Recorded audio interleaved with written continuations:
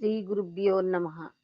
మద్గురుదేవులు చినరామచంద్రయార్లు వారికి నమస్కరించుకుంటూ, శ్రీ సత్యానంద సత్యమయ్యార్లు వారికి నమస్కరించుకొని, శ్రీమద్భాగవత కృష్ణదేశికేంద్రుల వారు రచింపబడిన శక్తిద్వయ నిరాశకంబైన శుద్ధ నిర్గుణ తత్వ కందార్థ దరువుల నుండి 3వ అధ్యాయము అచల లక్షణం నుండి 7వ కందార్థం క్రమసంఖ్య 38 చదువుకుందాం. ఆకాశాదిక భూత నీకాత్మకమగుచు ఎరుక ఈ జగమయ్యన్ రాకడ పోకడ దీనికి ప్రాకటముగ దేనిలోనో బట్ట బయలదిరా కాదని అంటే వట్టి పల్కిదిరా లోకత్రయము తన లోపాల తిరుగక జోకా తోడుతా దాని జోలెరుగానిది ఏదో బట్ట బయలదిరా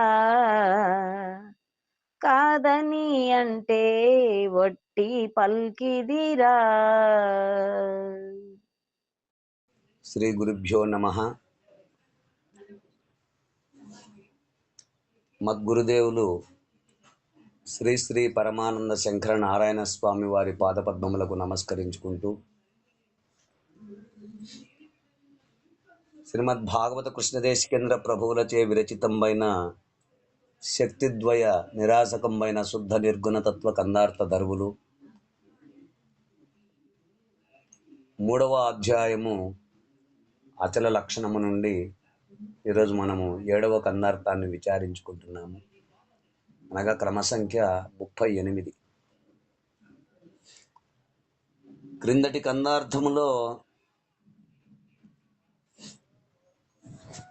ఆ పరిపూర్ణ పరబ్రహ్మము ఇంత అంత అని చెప్పుటకు వీలు లేదు.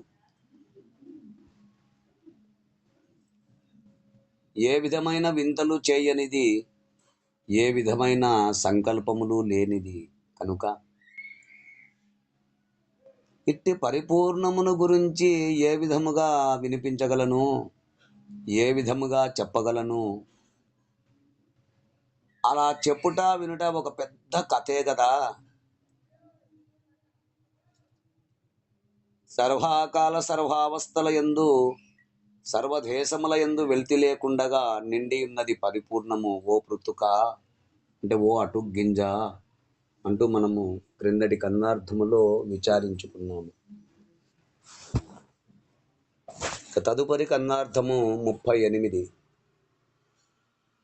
బయలెరుకల భిన్నత్వము. ఆకాశాదిక భూత నీకాత్మక మగుచు ఎరుక ఈ జగమయ్యన్.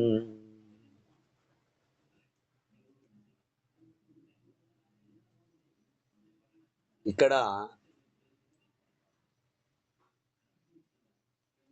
అనేకాత్మకమని పలకాలి. ఎందుకంటే ఆకాశాదిక భూతానేకాత్మక మగుచు ఎరుక ఈ జగమయ్యన్ రాకడ పోకడ దీనికి ప్రాకటముగా దేనిలోనో బట్ట భయలదీరా కాదని అంటే వట్టి పల్కిదిరా లోకత్రయము తన లోపాలదిరుగాక జోకా తోడుతా దాని జోలెరుగానిది ఏదో బట్ట భయలదీరా కాదని అంటే వట్టి పల్కిదిరా. ఆకాశాదికము అనగా కూటస్థుడు లేక సమీకరణ. ఆకాశాదికమనగా కూటస్థుడు లేక సమీకరణ. భూతానీకాత్మకమగుచు అంటే ఆకాశాది పంచభూత సమూహమునకు, అనగా శిష్య అయ్యా, సమూహము అనగా పంచభూత సమూహం అనగా ఆకాశము, వాయువు, అగ్ని, జలము, పృథ్వీలను. ఉమ్, ఈ పంచభూతములకు జనకమైన వస్తువు ఎరుకయే. అవును. కనుక ఎరుక ఈ జగమయ్యన్ అంటే పంచభూతములను మహదాదులనబడు అవ్యక్తము, మహత్తు, అహంకారము, పంచతన్మాత్రలను ఇవన్నీ ఏ చోట ఒక కూడిక అగుచున్నవో ఆ చోటనే ఎరుక దేహములు కలుగుచున్నవి. ఆ కలిగిన ఎరుక దేహాదులే సర్వ జగత్తగుచున్నది. అవును. అంటే అధిష్టాన బ్రహ్మము ఈ బ్రహ్మాండము పిండాండములుగా మార్పు చెందుతూ ఉమ్, ఆ అధిష్టాన బ్రహ్మమే బ్రహ్మాండము పిండాండములుగా మార్పు చెందుచు అనగా ధ్యానగా పుట్టునది, గానగా గతించున్నది. అంటే రాకడా పోకడా దీనికి. ఇక్కడ రాకడ పోకడ దీనికి అనగా రావడము పోవడము. రావడం పోవడం అనగా జనన మరణములకు లోను కావడమే. అవును. పుట్టటం సావటం.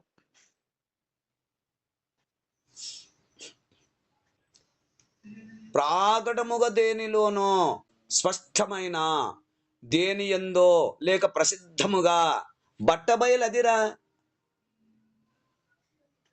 అంటే ఈ జగత్తు యొక్క రాకడా పోకడలన్నీ నిలకడలేక ఏ దానిలో తిరుగుచున్నవో అదే బట్టబయలని ఎరుగుము, తెలుసుకో. గురుదేవా. ఒకవేళ కాదని అంటే వట్టి పలికిదిరా. అలా కాదు అంటే అది వట్టి మాటయే అగును. నిజము కాదని అంటే అసత్యమవుతుంది. లోకత్రయము తన లోపల తిరుగాక జోకా తోడుతదాని జోలెరుగనిది ఏదో బట్టబయలదిరా. లోకత్రయం అనగా వివరించండి గురుదేవా. జీవలోకము, పితృలోకము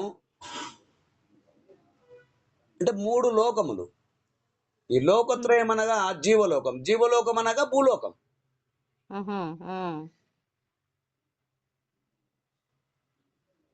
జీవలోకం అనగా భూలోకం. పితృలోకం అనగా భూవర్లోకము. దేవలోకం అనగా సువర్లోకము. ఈ ముల్లోకములతో కూడిన ఈ బ్రహ్మాండ రాకపోకలు పరిపూర్ణమందే ఉన్నప్పటికీ దాని జోలి ఎంత మాత్రము ఎరుగనిది. ఈ పరిపూర్ణమని తెలుసుకొనుము. ఈ వాక్యము కాదని అంటే అది ఒట్టి మాటయే అగును గాని సంపూర్ణ విచారణ కానేరదు. అట్లానే గురుదేవా. అందుకనే భద్రాద్రి శతకములో ఆత్మనాకాశ సంభూతానియు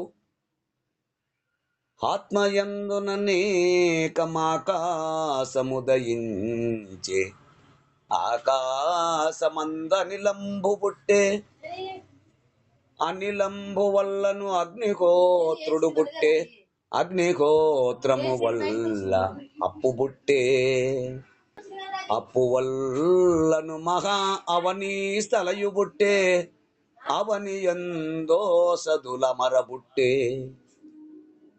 ఓ సదులందున నొనర అన్నము బుట్టే అన్నమందున నరులాది సకల జంతు జాలంబులాయే నీ జగయుగంబులాయ నీ రీతి పరమాత్మ మాయ వలన రమ్య గుణదామ భద్రాద్రి రామ పరశురామ నరసింహదాసం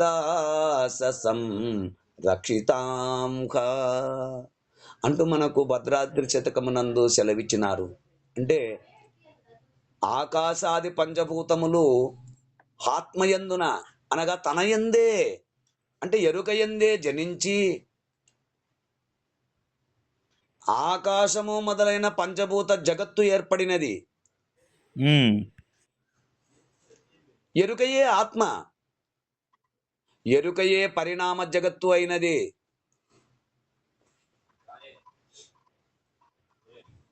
కనుక ఆత్మ జగత్తులు రెండును ఎరుకయే. ఈ ఎరుక జగత్తులతో కూడిన సమస్తము ఈ బ్రహ్మాండములన్నీ ఆ పరిపూర్ణ పరబ్రహ్మము లోపలనే రాకపోకలు కలిగి ఉన్నవి. అయినను ఎరుక జగత్తుల సంగతి ఆ పరిపూర్ణము ఎంత మాత్రము తెలియదు. ఆ పరిపూర్ణమునకు ఎంత మాత్రము తెలియదు. ఎందుకు అంటే ఆ పరిపూర్ణములో ఎరుక లేదు.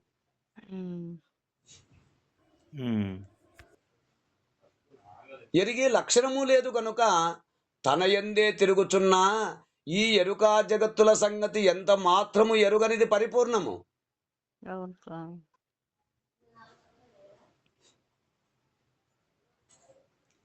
మహద్వైత కందార్థంలో ఆకాశాదిక పంచభూతములు నీకాత్మకమై ఎరుక గదా, లోకములు అట్లే రాకడా పోకడ ప్రాకటముగా బయలులోనే గదా, జోకతో లోకములు తనలో తిరగగా జోలెరుగనిది బయలు గదా, కాకుంటే అది వట్టి మాటయను కారణాకార్యములు లేదు గదా అంటూ మనకు ఆ మహద్వైత కందార్థాల్లో సెలవిచ్చారు. అంటే ఆకాశాదికమగు ఎరుక పంచభూతములుగానై ఆ పంచభూతములే జగద్రూపకమై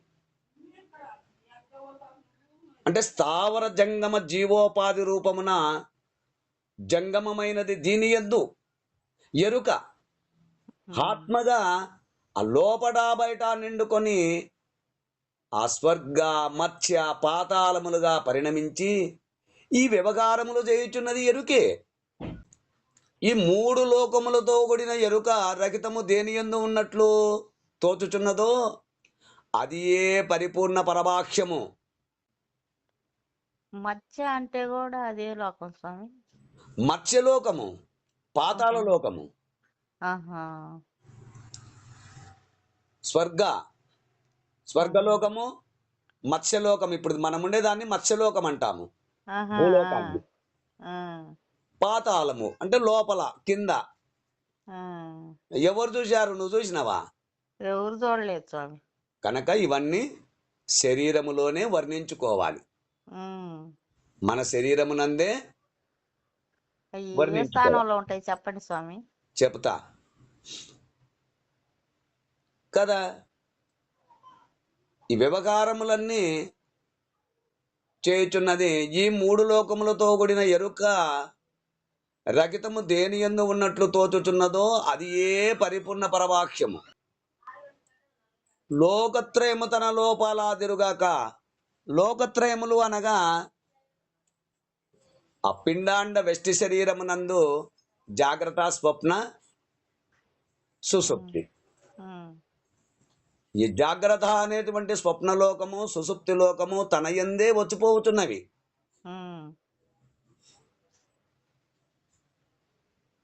జాగ్రత్త, స్వప్నము, సుషుప్తి.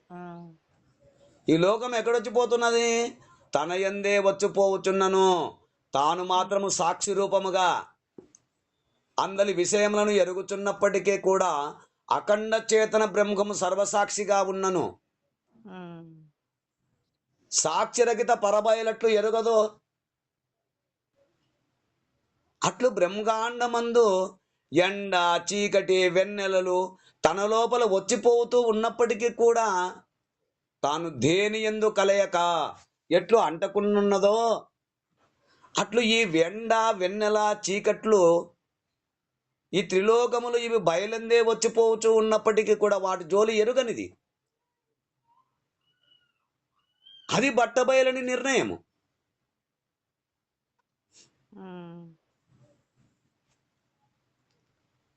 అపుపాదుల యొక్క సృష్టి స్థితి లయాదులు త్రిగుణ సామ్య ప్రకృతివి. ఈ త్రిగుణ సామ్య ప్రకృతివి గాను ఎరుకది కాదంటివా? ఎరుకలోనిదే. ఆకాశముకు కూటస్థ చైతన్యము ఆత్మే దేహేంద్రియములుగా పరిణమించి అందు ఎరుక రూపముగా తోచి సర్వమును గుర్తెరుగుచున్నది. అవును. అది ఒక వస్తువుగా లేదు. లేదు. ఆ ఆత్మే పరిణామము చెందనిచో ఈ దేకేంద్రియ వాక్కులు ఒట్టివే. ఉమ్. అప్పుడు ఒట్టివే అగును. అవును ఆ స్వామి. ఆత్మే పరిణామము చెందకపోతే ఈ దేకేంద్రియములు వాక్కు ఇటువంటివన్నీ ఒట్టివే. ఎరుక ఒట్టివే. పరిపూర్ణమందు లేదు. లేదు. మరి ఎరుక ఎక్కడ ఉన్నది అంటే ఎరుక యొక్క ఆవరణమందే ఎరుక ఉన్నది. ఉమ్. ఎక్కడున్నది? ఆవరణ మంది ఎరుక యొక్క ఆవరణ మంది ఆ ఎరుకున్నది. ఎరుక యొక్క ఆవరణమందే ఎరుక ఉన్నది. అవును.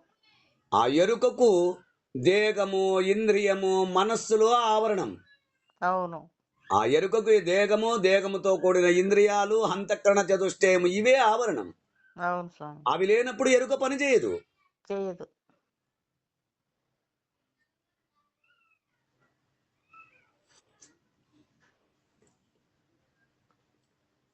దేహేంద్రియ మనస్సులు లేనప్పుడు అవి ప్రకృతి ఆవరణం నందుండును. ఉమ్. ఆ ప్రకాశ ఆవరణము లేని దీపం ఉండినట్లు అవును. ఆ ప్రకాశము ఆవరణమే లేకపోతే దీపం ఎట్లుంటుంది? ఉండదు. ఆ దీపం ఉందంటే ప్రకాశము ఆవరణము రెండు ఉంటాయి. ఉమ్. కనుక ప్రకాశ ఆవరణము లేని దీపం ఉండనట్లు బెల్లము ప్రకాశం గడ్డ అంటే తీపి లేక ప్రకాశం ఉండనట్లు. ఆ బెల్లం అంటేనే తీపి తీపి, బెల్లం. బెల్లం. ఆ గడ్డ రెండు ఉంటేనే అది బెల్లం గడ్డ అన్నం. అవును. బెల్లం అంటేనే తీపి లేకుండా ఉంటుందా? తీపి ఉండదు. లేనట్లు ప్రకాశము లేకుండా దీపం ఎట్లుండదో తీపి లేకపోతే బెల్లం అట్లుండదు. అవును. అట్లునే ఆవరణము లేని ఎరుక ఉండదు. ఉండదు. మనస్సు ఇంద్రియ దేహ సముదాయమునకే ఎరుక అని పేరు. ఉమ్.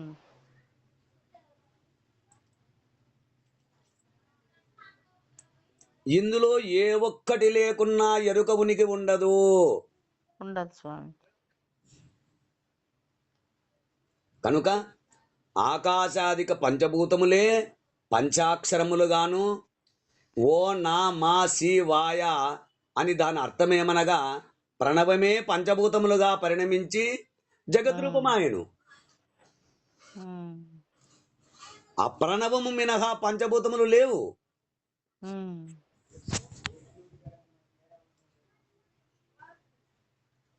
ఈ ఓ నా మా సి వాయ అంటే ఏంటి? ఓ అనగా ఆకాశము, ఉమ్. నా అనగా వాయువు, ఉమ్. భా అనగా అగ్ని, ఉమ్. షి అనగా కుంటిది జలము, ఉహుం. వా అనగా పృథ్వీ, ఉమ్. యా అనగా జగచ్చాయననుట. ఉహుం.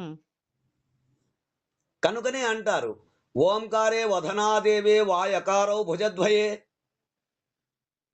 అవును స్వామి. పూజా విధానంలో చదువుతారు. శికారో దేగ మధ్యే చ నమకారో పాదద్వయే, పంచాక్షరే పరావిద్యా సతాలింగ రూపిణి అంటాడు.